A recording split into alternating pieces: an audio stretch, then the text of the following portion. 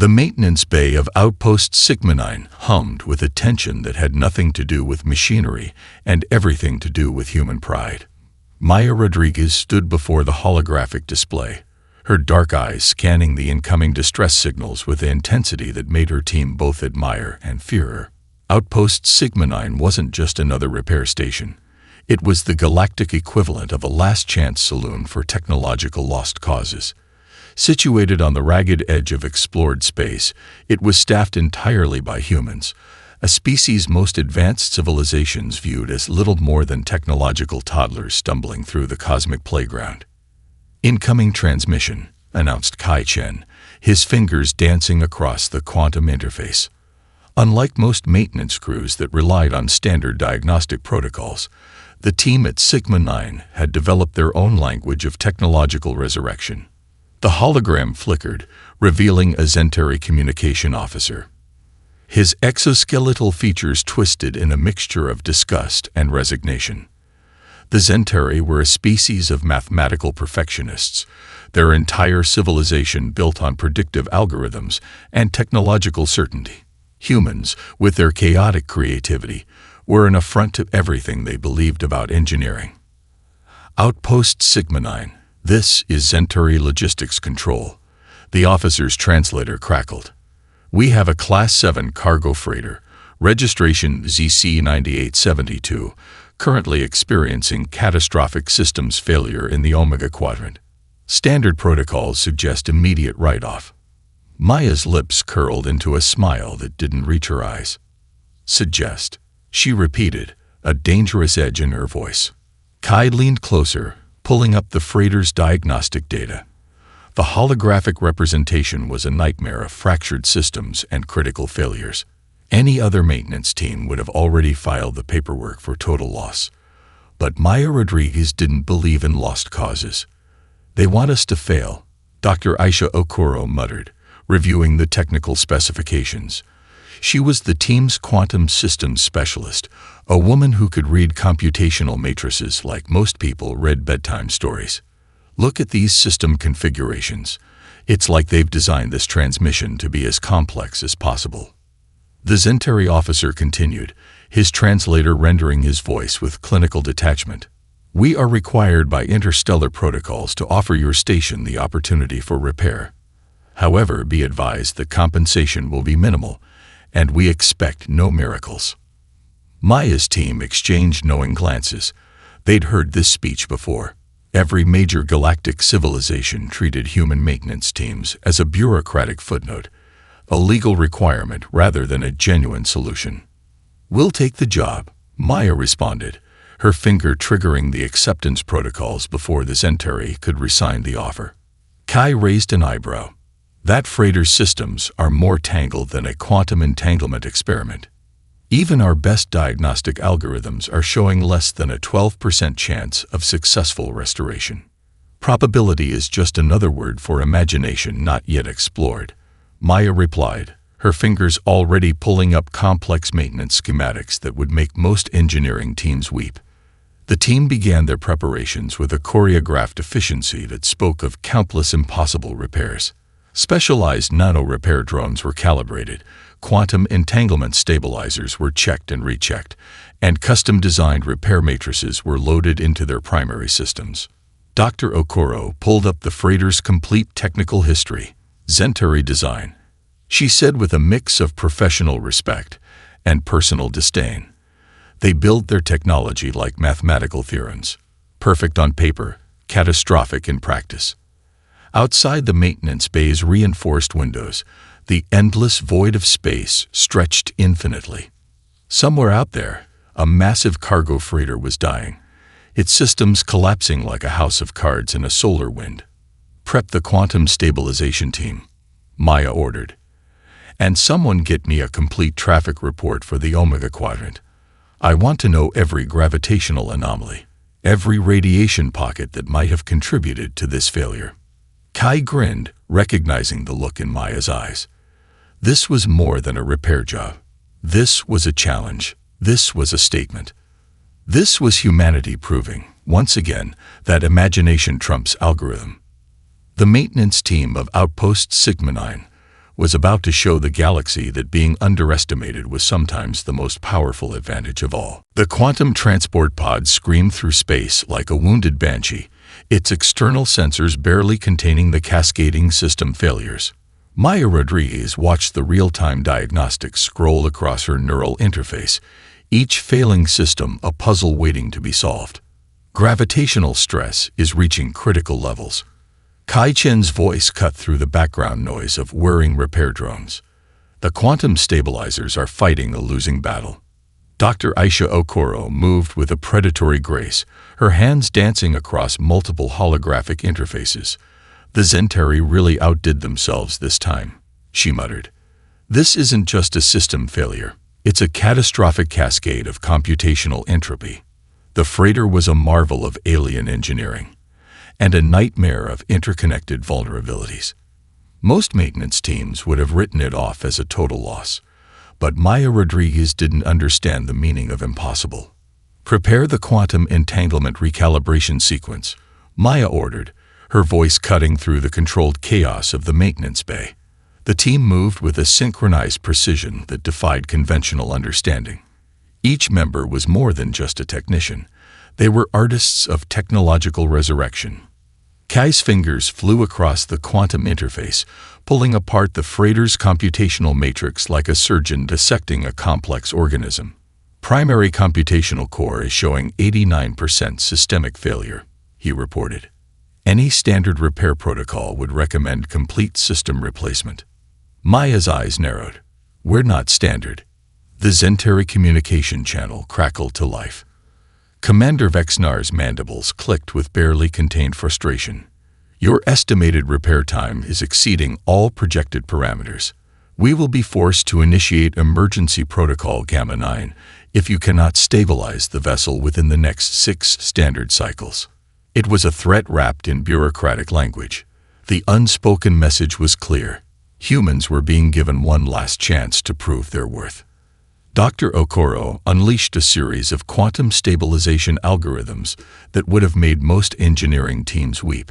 She was rewriting the very language of computational repair, creating solutions that existed in the liminal space between mathematics and imagination. The quantum matrix is responding, Kai reported, a hint of excitement breaking through his professional demeanor. But it's not following any predictable restoration pattern. Maya understood immediately. This wasn't just a repair. This was a conversation with technology itself. Each failing system was a language waiting to be understood, each breakdown a story of potential waiting to be rewritten. The maintenance drones moved with an almost living intelligence. Nano-repair units invaded critical systems, not just fixing but fundamentally reimagining their computational architecture. Where the Zentari saw a failing machine, the human team saw a living system waiting to be awakened. Hours passed like minutes. The freighter's systems began to stabilize in ways that defied every known repair protocol. Computational cores that should have been irreparably damaged began to regenerate. Quantum stabilizers rewrote their own operational parameters. Commander Vexnar arrived personally, expecting to document the inevitable failure. Instead, he found something entirely unexpected. This is impossible, he muttered, his translation matrix struggling to process what his sensors were reporting. Maya didn't even look up. Impossible is just a word used by people who lack imagination, she responded, her hands still dancing across the quantum interface. The freighter's main drive core hummed back to life with a power that exceeded its original specifications. But it wasn't just a restoration. It was a transformation. The computational systems had been not just repaired, but fundamentally reimagined. Kai's final diagnostic report was a masterpiece of technological defiance.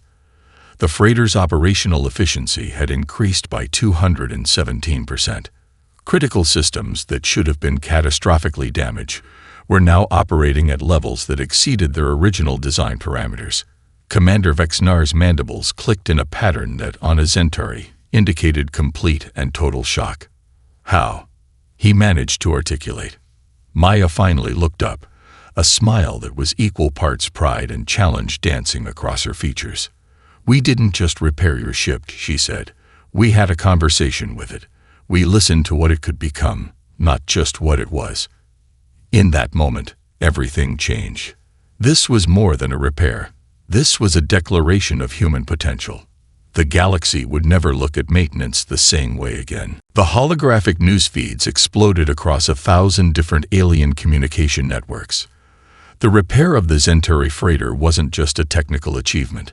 It was a seismic event that threatened the very foundations of galactic technological understanding.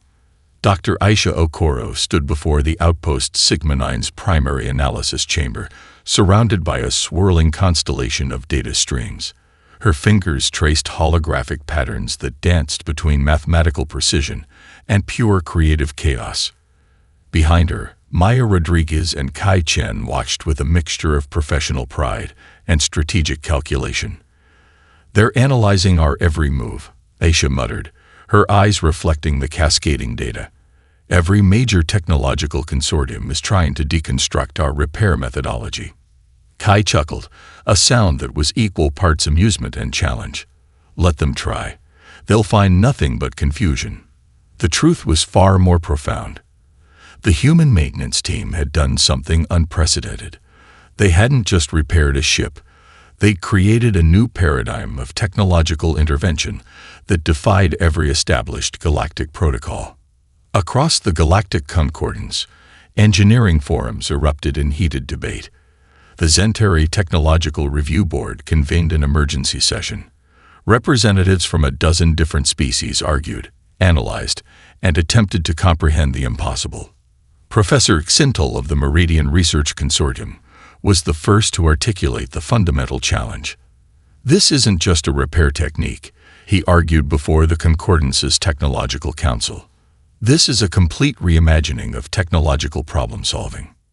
The holographic projection showed the freighter's restored systems, each one a testament to human creativity. Where traditional repair protocols would have replaced entire system blocks, the human team had somehow conversed with the technology, understanding its fundamental potential rather than treating it as a collection of replaceable parts. Maya understood the deeper implication. Most advanced civilizations have become so reliant on predictive algorithms and standardized repair protocols that they'd lost the ability to truly innovate. Humans approach technology as a living, breathing entity, something to be understood, not just fixed. "They're scared," Maya told her team. "Not of our technology, but of our approach." A priority communication arrived from the Galactic Concordance's Technological Oversight Committee. The message was a thinly veiled threat wrapped in bureaucratic language. They wanted full access to the maintenance team's repair methodology, complete with comprehensive documentation and algorithmic breakdowns. Kai intercepted the transmission, his fingers dancing across the quantum encryption systems. "They want to categorize us," he said, "to reduce our approach to something they can understand and control." Dr. Okoro pulled up a comprehensive analysis of their repair technique. It was less a technical document and more a philosophical treatise on technological interaction. "Look at this," she said, highlighting a particular section. "We didn't just repair systems. We engaged in a dialogue with the technology itself." The implications were revolutionary. Traditional repair methodologies treated technology as a static system, a collection of parts to be replaced or recalibrated. The human approach saw technology as a dynamic, evolving entity with its own form of communication. Political shockwaves followed the technical revelation. Were humans a technological threat, an anomaly, or something entirely new in the galactic technological landscape? Espionage teams from multiple alien civilizations began targeting Outpost Sigma-9, corporate technological spies, government intelligence operatives, and independent information brokers all sought to unravel the secret of the human maintenance technique. But creativity couldn't be stolen. It could only be understood. "They'll try to replicate our methods," Maya said, watching the incoming communication streams. "But they'll never truly comprehend them." The Centauri Technological Review Board released an initial report that was equal parts fascination and barely contained panic. Their analysts had spent weeks attempting to deconstruct the maintenance team's approach, only to find themselves lost in a labyrinth of creative problem-solving that defied traditional analytical frameworks. Kai intercepted a classified communication that sent a ripple of excitement through the team. Some of the younger engineers across different species are starting to take notice, he reported. They're questioning the established technological paradigms. A technological insurgency was brewing, and it had started with a simple maintenance team that refused to accept the word impossible. The galaxy was changing, and humanity was leading the charge. The first attack came precisely 72 hours after the Zentari freighter repair went public. A quantum encryption breach hit Outpost Sigma-9's primary systems, a sophisticated infiltration attempt that would have crippled any other maintenance facility. Maya Rodriguez watched the attack unfold on her holographic displays, her fingers already weaving a counter-intrusion pattern that was part algorithm, part intuitive dance. Incoming. Kai Chen called out, his voice tight with professional excitement. Looks like a combined infiltration from the Meridian Tech Consortium and the Zentari Corporate Espionage Division. Dr. Aisha Okoro was already spinning up defensive protocols that defied conventional cybersecurity logic. They're not just trying to steal our maintenance techniques, she muttered. They're trying to deconstruct our entire approach to technological problem-solving. The attack was a multi-layered assault that would have overwhelmed any standard defensive system. Quantum data probes, computational matrix infiltrators, and sophisticated algorithmic deconstruction tools converged on Outpost Sigma-9 like a digital storm. But this was no ordinary maintenance station. Maya's counter-intrusion strategy was nothing short of technological warfare. Where most defensive systems would block or repel attacks, she treated the incoming assault as a complex conversation. Each infiltration attempt was analyzed, understood, and then systematically reimagined. They're using a cascading quantum entanglement infiltration protocol, Kai reported, his fingers flying across multiple quantum interfaces. It's designed to unravel our computational matrices from the inside out. Maya's response was a smile that would have terrified any technological strategist. Let them try. The defensive response was unlike anything in the Galactic technological playbook. Instead of creating hard barriers, the Sigma-9 team began to actively engage with the infiltration attempts. They created dynamic computational spaces that absorbed, analyzed, and ultimately neutralized the incoming attacks. Across the station, specialized defensive drones came to life. But these weren't standard security systems. Each drone was a learning entity, capable of understanding and adapting to incoming technological threats in real time. The Meridian Tech Consortium's lead infiltration specialist, a quantum computational expert named Xerax, watched in growing horror as their sophisticated attack was not just stopped, but systematically dismantled and turned back upon its creators. This is impossible, Xerax muttered, watching the infiltration attempts bounce back with increasing complexity. Within hours, the attack became a case study in technological failure. Not only had Outpost Sigma-9 defended itself, but it had also gathered unprecedented data about the most advanced infiltration techniques in the galaxy. But this was more than just a defensive victory. Maya understood the deeper implication. This was a declaration of technological independence. Humans weren't just going to be passive recipients of galactic technological hierarchy. They were going to rewrite the entire rulebook. Prepare a comprehensive analysis, Maya ordered. I want every detail of this infiltration attempt documented and distributed through our networks. Kai raised an eyebrow. You want to share our defensive techniques? Not techniques, Maya corrected. A philosophy. The counterattack became a statement. Within days, the detailed analysis of the infiltration attempt was circulating through academic and technological networks across multiple civilizations. Young engineers and researchers began to see technology not as a fixed system, but as a living, adaptive entity. Commander Vexnar of the Zentari received the report personally. The computational matrices revealed something far more terrifying than a simple defensive strategy. This was a completely new approach to technological interaction. They didn't just defend. Vexnar muttered to his senior advisors. They engaged. They learned. They transformed. The technological battleground had changed forever, and humanity was leading the charge. Dr. Okoro looked up from her analysis, a gleam of triumph in her eyes. They thought they could steal our methods, she said. Instead, we just gave them a glimpse of how little they truly understand about technological potential. Outside the reinforced windows of Outpost Sigma 9, the endless void of space stretched out, a perfect metaphor for the unlimited potential of human innovation.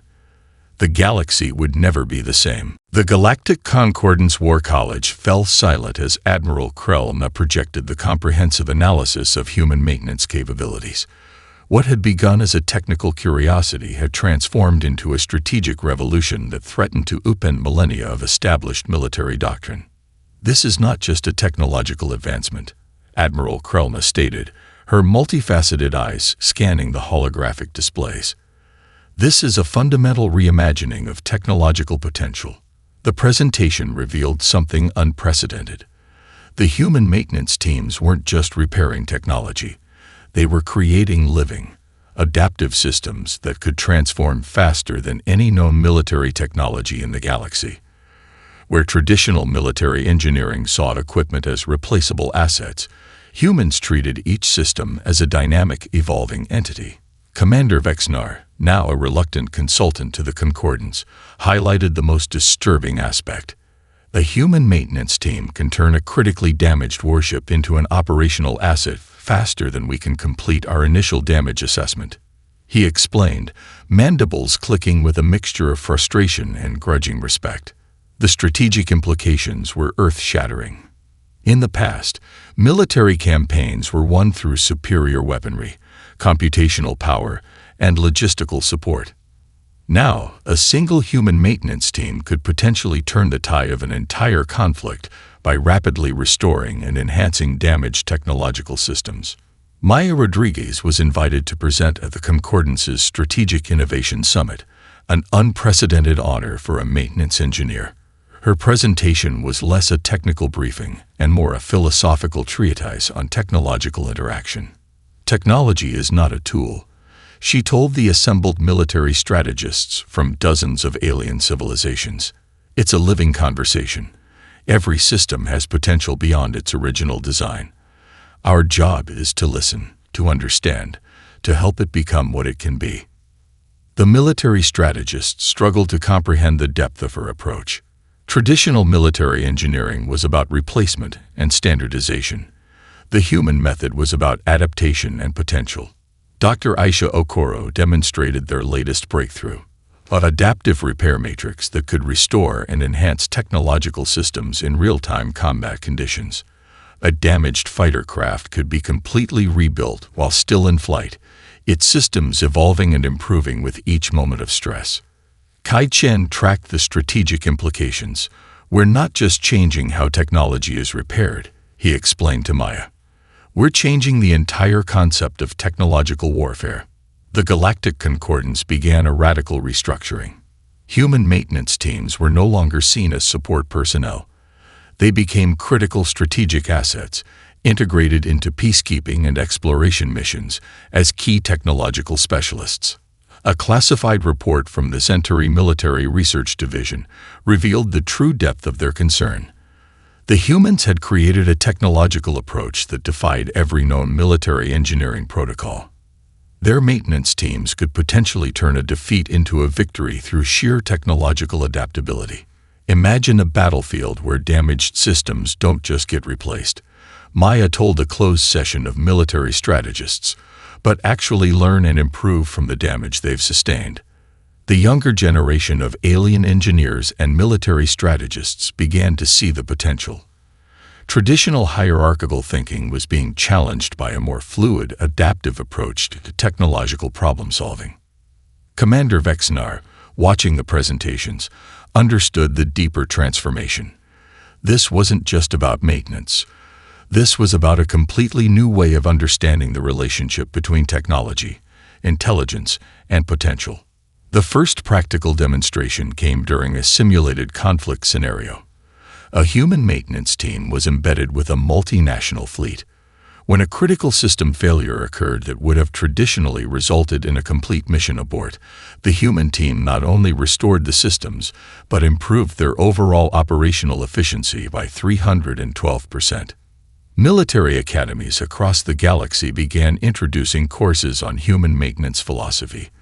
The rigid, algorithm-driven approach to technological engineering was being challenged by a more creative, adaptive methodology.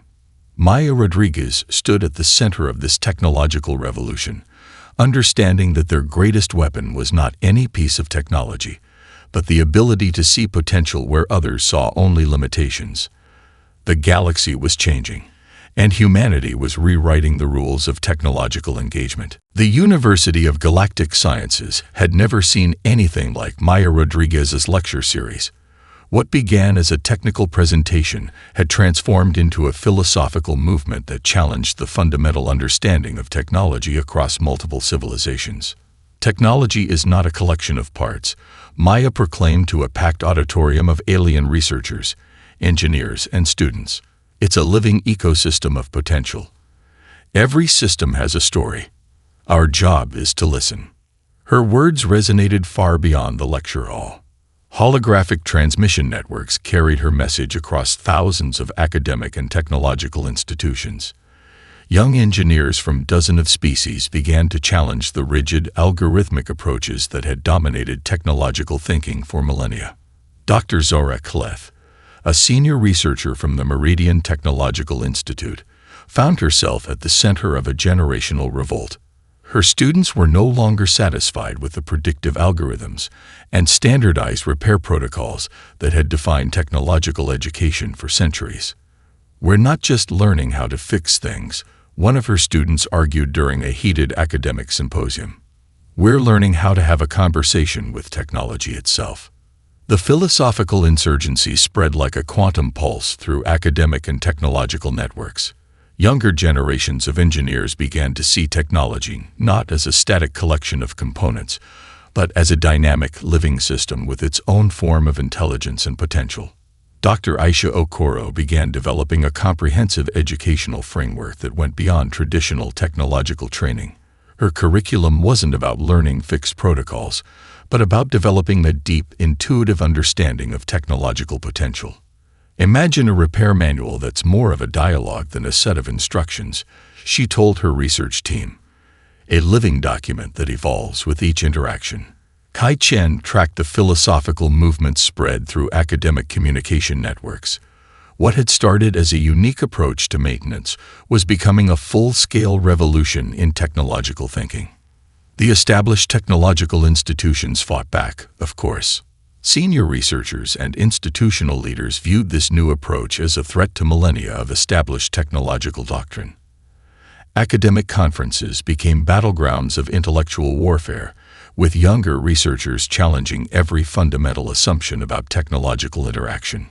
Commander Vexnar, now a visiting lecturer at several prestigious technological universities, found himself in a unique position. As a representative of a traditionally rigid technological civilization, he was both a witness and reluctant participant in this philosophical transformation. "We thought technology was about control," he told a group of students. "The humans showed us it's about potential." Maya's lectures became more than just technical presentations. They were philosophical manifestos that challenged the very foundation of technological understanding. She spoke of technology as a form of communication, of systems as living entities with their own form of intelligence and potential. "Every broken system is a story waiting to be understood," she would say. "Every failure is an opportunity for transformation." The most radical aspect of this philosophical insurgency was its approach to failure. Traditional technological thinking saw system failures as mistakes to be eliminated. The human approach saw them as conversations, as opportunities for growth and understanding. Academic journals began publishing papers that would have been considered heretical just months earlier. Young researchers from multiple species began developing new approaches to technological interaction that blended scientific precision with creative potential. Dr. Kaleth watched her students with a mixture of fear and excitement. The next generation of engineers was being taught to see technology not as a collection of parts, but as a living, evolving ecosystem. "We're not just repairing technology," one of her most promising students argued. "We're having a conversation with the universe itself." The philosophical insurgency had begun, and humanity was at its forefront, challenging every fundamental assumption about technological potential. The galaxy was learning a new language, a language of possibility. The quantum communication network collapse began without warning. Across 12 star systems, critical relay stations started to fail simultaneously, a cascading breakdown that threatened to isolate entire sectors of galactic civilization. Trillions of lives depended on the stability of these communication networks, and every established repair team had failed spectacularly. The Galactic Emergency Council convened in an atmosphere of absolute panic. Their most advanced technological specialists stood helpless, watching as the communication infrastructure began to disintegrate. "We have less than 72 standard cycles before complete system failure," announced Chief Technologist Frentok, his multi-jointed hands trembling as he projected the catastrophic diagnostic maps. Every repair attempt has only accelerated the systemic collapse. Maya Rodriguez received the emergency transmission at Outpost Sigma 9. This was more than a repair job. This was a challenge that would define the future of galactic technological understanding. "We'll need a team unlike any we've assembled before," she told Kai Chen and Dr. Aisha Okoro. Her eyes scanned a holographic display of potential team members, not just from Outpost Sigma 9, but from across human maintenance and research facilities. The team she assembled was a deliberate contradiction.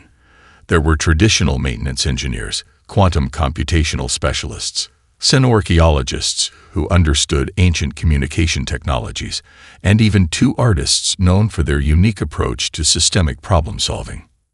Dr. Elena Rodriguez, a quantum archaeologist specializing in communication network histories, brought a critical perspective. "This isn't just a technological failure," she explained during the initial briefing. "This is a systemic breakdown that's been centuries in the making." The communication network was an ancient system, originally constructed by a long-extinct civilization known as the progenitors. Multiple technological civilizations had built upon, modified, and patched the original network for millennia. It was a digital fossil, a technological palimpsest that had been rewritten countless times. "Most repair teams see the surface," Maya explained to the assembled specialists. "We're going to read between the lines. We're going to understand its story." The first approach defied every established repair protocol. Instead of attempting to stabilize the existing network, the team began a comprehensive deconstruction. They treated the communication system like a living organism, mapping its evolutionary history, understanding its fundamental architecture. Kai Chen's computational models revealed something extraordinary. The network wasn't failing, it was trying to evolve. "It's like an organism that's been artificially constrained," he explained. "Generations of patches and modifications have prevented its natural progression." The repair team worked in shifts that defied conventional understanding. Some members meditated, creating computational models through pure intuition. Others used advanced quantum analysis tools. A group of artists created visual representations of the network's potential evolutionary paths. Commander Vexnar watched the process with a mixture of horror and fascination. This wasn't repair. This was a form of technological resurrection. Dr. Aisha Okoro's breakthrough came during the 47th hour. The communication network wasn't a fixed system. It was a dynamic, adaptive entity that had been artificially prevented from its natural development. "We're not fixing a network," she told the team. "We're midwiving its transformation." The Galactic Emergency Council watched in disbelief as the repair team's approach began to show results. Where every previous attempt had accelerated the network's collapse, this team was somehow coaxing the system back to life. Quantum communication relays that had been considered permanently offline began to show signs of spontaneous regeneration. Complex communication pathways rewrote themselves, creating adaptive routes that were more efficient than the original design. "They're not just repairing," Commander Vexnar muttered to his senior advisors. "They're helping it become something entirely new." As the 72-hour deadline approached, the impossible began to happen.